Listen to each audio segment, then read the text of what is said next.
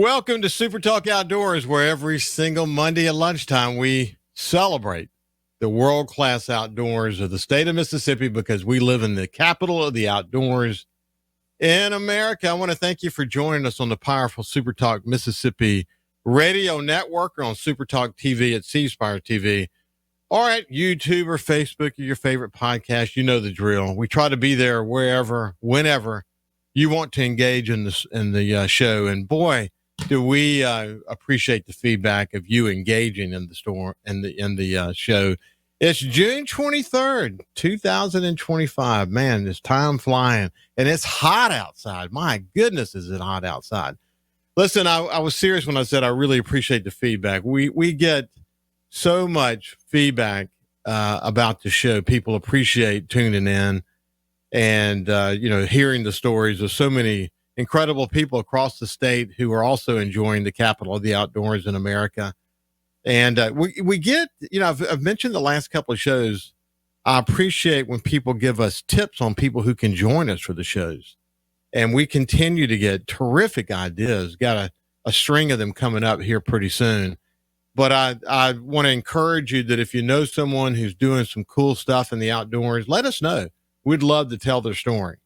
So thank you for the feedback. Thank you for the show ideas. And I can't tell you how much I appreciate you joining in here on the powerful SuperTalk Mississippi Radio Network.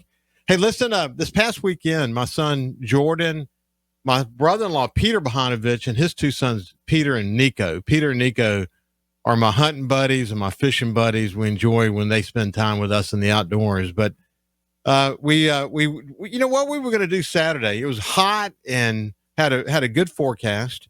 We were going to go fish FH2 and maybe hit a couple of other reefs off of a Horn Island. We got there and it was kind of slow, to be honest with you. So, we were looking at how slick the seas were and we made a bold decision to go east. And what going east means, going on into Alabama waters. To be honest with you, at one point, we were due south of Gulf Shores and Orange Beach. And I was reminded when we decided to go east that, I've got a bunch of numbers. I've got hundreds of numbers of reefs, artificial reefs off of Alabama. As I used to be the publisher of the Press Register in Mobile and president of Alabama Media Group. And so I had a lot of contacts there. In fact, I bought my Everglades from a dealer in Alabama, but I had a bunch of numbers off of Alabama. But I was reminded when we were there that they'll have a tank here and a piece of rubble there. They don't do the same, for the most part, don't have the same approach that Mississippi has, where they do acres and acres of artificial reefs. Might be rubble in various forms of structure. Some, sunken shrimp boats and so on. It's slightly different. So you'll run a long way. You'll get to a certain number. There'll be a boat on it. Then you say, oh, well, we'll go to the next one. Then there'll be a boat on it. Then you go to the next one. And when you mark it, when you get there and you see no boats on it, you mark it on your depth finder. It's kind of a speck. Yeah. You'll see some fish on it. And we caught a few fish, but it was so slow and it was difficult. Of course, when there's tide and wind blowing and you're trying to keep the boat weighted over this speck down there, we ran and ran and ran. Jordan woke up yesterday morning and he said he thought he would wake up hating fishing. And what he woke up thinking was, we're not going east anymore. No offense to my friends in Alabama, but next time we're going to stay in Mississippi waters and do our normal thing. But, look, if we'd have known that we were going to run 150 miles total, we would have gone to the normal stomping grounds deeper off of coastal Mississippi. But it's fun to venture off every now and then. So the journey east was pleasant because it was calm seas and we didn't have to deal with any thunderstorms, and great day spending some time with family. And we caught a few fish, but nothing like we would have caught if we'd have stayed in Mississippi. So, I guess the moral of that story is stay in the capital of the outdoors if you want to have a great fishing day. Sorry for my friends in Alabama, but that was at least the story for this past Saturday. Listen, I've been really looking forward to today's show. We're going to be joined by Captain Richard Schmidt in the first half of the show. And then my friend Lake Pickle is going to join me in the second half of the show. Lake and I haven't visited on this show in a while, and I look forward to chatting with him to see what's going on in his life these days. So, without any further ado, let's turn over to my friend Richard Smith, Captain Richard Smith, who he's described himself as the chief boat cleaner and storyteller. He's a fly fishing extraordinary, but he's does a lot of fishing off of the Chandelier Islands, and we'll get an update from him as we chat with Richard. But how you doing, my friend? Awesome, man. So good to be back on your show, Ricky. You're actually towing a boat headed to Alabama. So you heard me talking Yes, of about all my places. fishing experience. But Well, anyway, the enjoy your reason we're trip. the reason we're heading over there is, man, the water has been so brown and tannic in Mississippi lately because of the high river, I think, and the west wind. So we're getting over here just to go see some pretty water for a little bit. Hey, let me tell you something, Richard. It may be pretty closer into shore, but we didn't see pretty water all day long, and we from south of Gulf Shores and Orange Beach, we headed further south. We hit a rig in deep water, and we never found pretty water. In fact, Jordan jumped in with his spear gun at one of the rigs we went to, and he said, he dove deep to see if there was a layer on top and maybe it got clear down below. But he said, man, it was like the prehistoric times. He said barracuda were everywhere, and because it was so murky that they would just kind of brush up against you. And he said, man, this is the Wow. spookiest snorkeling I've ever done, man. He said, pull the boat closer. I'm getting out of here. But yeah, it was really weird. I hated the color of the water. Yeah, that. I wish I'd have called you before I hooked up the skiff this morning. Well, maybe it's pretty and close to shore, man. We were in the Oh, Destin area not long ago, and it was absolutely beautiful. awesome, man. I'll give you a report when we get back. Hey, so listen, I've been following you closely. You had the Pelican at Chandelier, and we Yes, can sir. remind people who have not heard us talk before what that is. But as I've watched you fish, you and I both were deeply concerned after the heavy freeze that we would see fishing impacted greatly. But that has not been the case, has it? That has not been the case. I'm telling you, Ricky, I was so nervous about that. We've had one of the best years we've had in for as long as I can remember. I mean, consistently good fishing, and it hasn't stopped.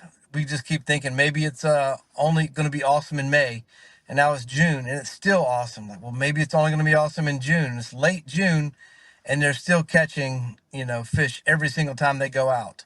So Well, when you know we're when you super saw excited. the video, yeah, when you saw the videos from around the Louisiana marsh, both sides of the river, and some of the stories coming out of Chandelier, for people who have missed that discussion, essentially some of the really sow specks and other fish went into some of these deep holes and in Chandelier, these little lagoons and whatever. Same thing at Horn Island and other of the barrier islands. When that north wind started to blow and it blew out all the water, they got stranded, and a lot of them froze or certainly died. And it was scary. I mean, you're looking at some of those videos. I saw some of your videos. It was it was kind of shocking.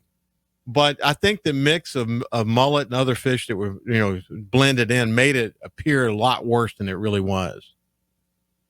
Yeah, I think you're right. It did, and it was in isolated areas.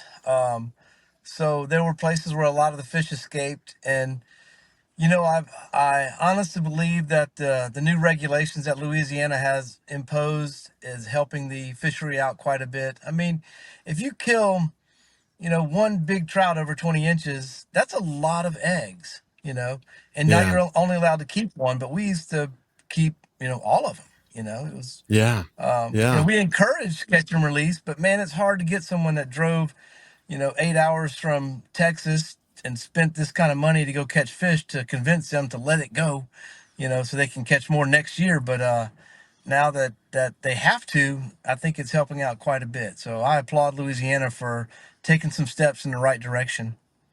I think we've learned this. We saw this in Mississippi too, not just with the that bigger fish, but also increasing the minimums. I mean, it just has an Yes. impact, doesn't it, Richard? It does, and it may take a while. A lot of people complain about it because the first year or so you're still catching undersized fish, but next year all those fish are going to be bigger. So Yeah. it's a win in my book. Give it another year. So we say it in hunting all the time, but it works. It works on any kind of species we might want to look at in the outdoors. Hey, when we come back, we're going to continue our conversation with Captain Richard Schmidt, and we'll just get a fishing report. Beyond it's been great, but we'll talk about some of the adventures that he's been going on, especially around his specialization with fly fishing, which is really cool to hear about. We'll see you after this break. Welcome back to Super Talk Outdoors. Appreciate you joining us today. Listen, are you looking to purchase your perfect piece of hunting property, upgrade your farm equipment, or have you been dreaming of owning your slice of heaven out in the country? Look no further than Mississippi Land Bank for your financing needs. For over 100 years, farming families and landowners in North Mississippi have turned to Mississippi Land Bank for all kinds of financial solutions, whether it's for land, equipment, or livestock. For more information, visit mslandbank.com or go by and see any of their friendly staff at their offices. We appreciate you being Mississippi Land Bank being a sponsor of Super Talk Outdoors. We can't tell you how much we appreciate that. Now let's get back over to my friend Captain Richard Schmidt. The last time he joined us, he was literally joining us from the Pelican. They have Wi-Fi there, and he gave us a tour of the boat. We talked about, or really not boat, but he'll tell you more about what it is. And it's a special place. I spent a lot of time on the Pelican back in the day, and Richard now owns it and does charter service out of that place. So tell us more about it, Richard, for people who didn't hear us talk about it before. Yeah, so the Pelican consists of 3 floating barges that rotate 360 degrees on an anchor system in a protected mangrove harbor, a natural mangrove harbor at Chandelier called Schooner Harbor, actually. It has a galley, which we cook great meals in. We named it the Ty Cox Galley. The late Ty Cox was a cook and integral part of the Pelican since like the early 1983 when Stebley built it. The next barge that is connected is a bunkhouse, and it's more like a hunting camp style kind of place. And it has a bar for everyone to make their cocktails outside of the bunkhouse. And the next barge is our crew quarters and a screen barge with a TV and poker table and observation deck. And we have all of our skiffs tied up to the Pelican, which are top of the line poling skiffs, flats boats built by Hussein Zayed at ZCB Boats in Ocean Springs.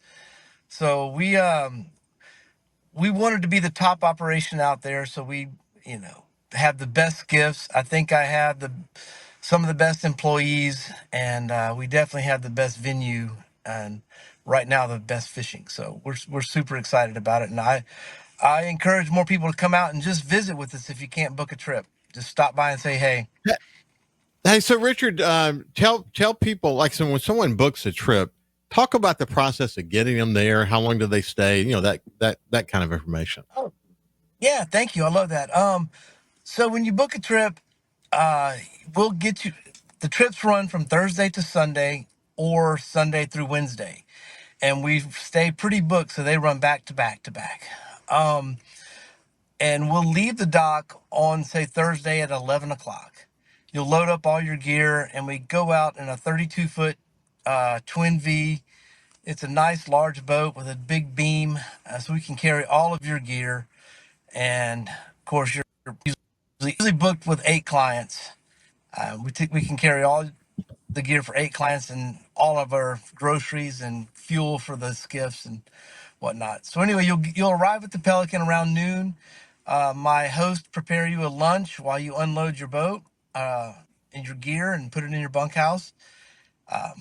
After lunch, we give you a little tutorial on how to run the skiffs, because most people only get to run a skiff once a year when they come fishing with us, so it's mandatory for that.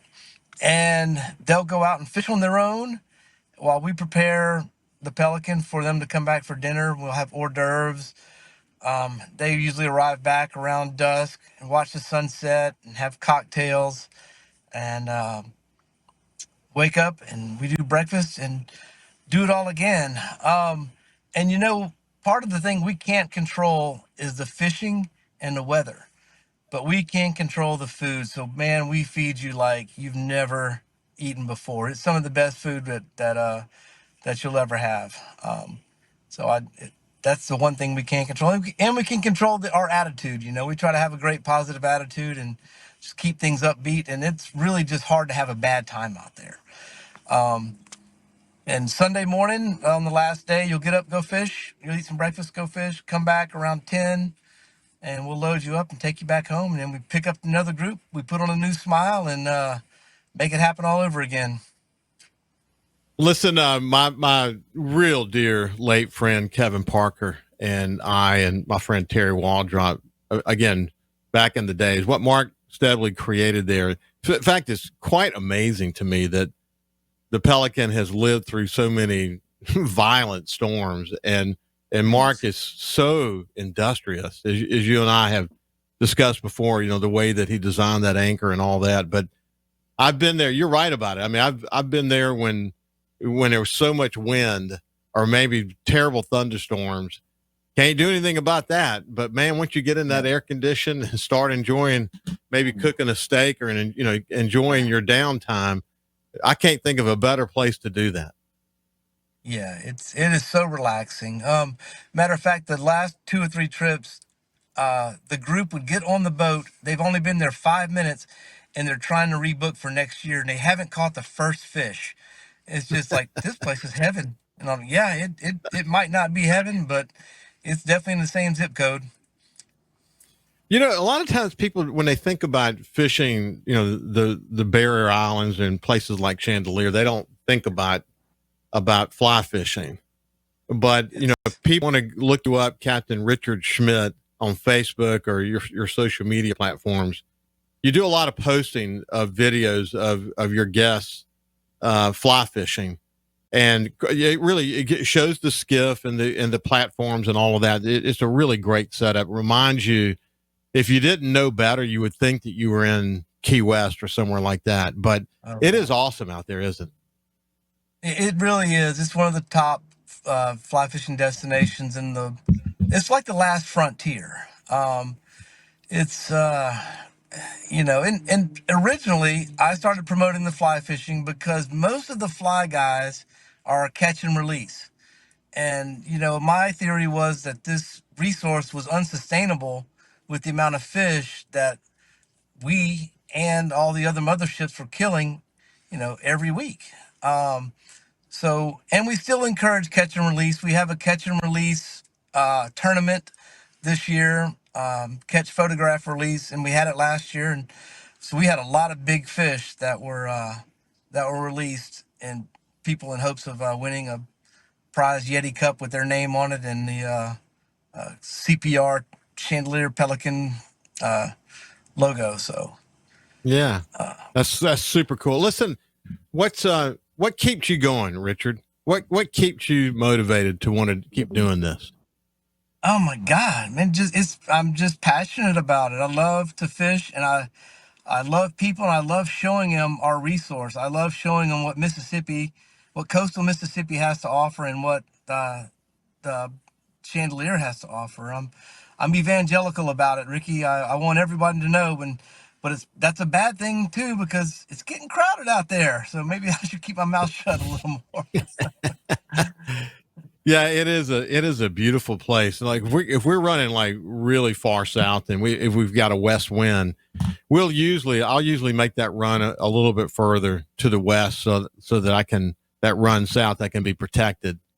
And part of the reason is I just like, getting up next to the beach as close as possible as I'm running down the beach and just look at it. It's so beautiful and pristine, and it's been beat to heck and back with storms, but it just keeps, it's a pretty resilient place, isn't it? It really is. It's resilient. However, it needs our help. So the state of Louisiana is doing a reconstruction project. They feel like they have 100% funding now, and are trying to get some bids to rebuild the island to keep it from getting destroyed in the next storm. And Yeah. we hope this is. We hope they start pretty soon. I mean, I just the island is. They said they think it would be gone in the next 12 to 15 years if we have more storms, and that's not a long time. Yeah, we Because it's don't want just that not to be. rebuilding the way it used to. No. So Chandelier Island, if people can look on a map and see it, but the way it used to be rebuilt in the old days, the Mississippi River flowed in a certain way, and there was replenishment that constantly was happening. But since the Corps of Engineers has changed so much about the way the Mississippi River operates, that opportunity for the islands to rebuild themselves. I mean, we've lost some beautiful islands out there over the years, and we certainly don't want to lose Chandelier Island. But hey, Richard, we're coming to the end of our time together, but it's been great to visit with you and catch up. I'm glad to hear things are going great for you guys. Thank you, Ricky. It's always good talking to you, man. I hope we get to meet again soon, and it's always a pleasure. Yeah, I have it on my mind. If we're ever running on the inside, we will definitely stop by and say hello to you. That is for sure. Please. For sure. We will definitely do it. Hey, listen, this has been Captain Richard Schmidt. Look him up. I think you'll be glad you did. They do some really cool stuff out at Chandelier with the Pelican. When we come back, my friend Lake Pickle is going to join me. We're going to talk a little bit about this discussion that's happening, debate. The big, beautiful bill has something in it that some people don't like, and that is the selling of public land. We'll talk about that here in just a second. We'll see you after this break.